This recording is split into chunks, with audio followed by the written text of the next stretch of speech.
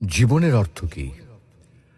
আপনার জন্ম হয়েছিল বস্ত্রহীনতার মধ্যে দিয়ে এবং আপনার মৃত্যু হবে বস্ত্রহীনতার মধ্যে দিয়ে। আপনি পৃথিবীতে এসেছিলেন অত্যন্ত দুর্বল হয়ে, এত দুর্বল ছিলেন যে মার সাহায্য ছাড়া খাবারটুকু মুখে নিতে পারতেন না। আপনি যখন এই পৃথিবী ছেড়ে চলে যাবেন, তখনও আপনি অত্যন্ত দুর্বল আর অসহায় থাকবেন।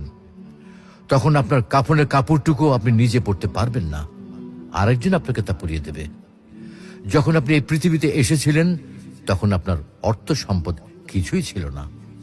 যখন আপনি এই পৃথিবী ছেড়ে চলে যাবেন, তখনও আপনার অর্থ সম্পদ কিছুই থাকবে না।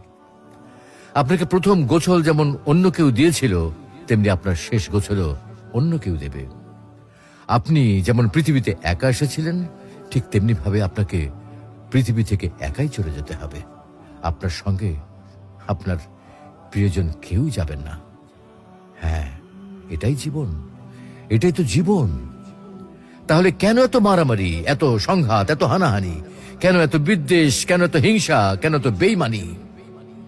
তাই সকলের প্রতি দয়াশীল হন, সকলকে আপন করে নিন এই ক্ষণিকের যাত্রায়।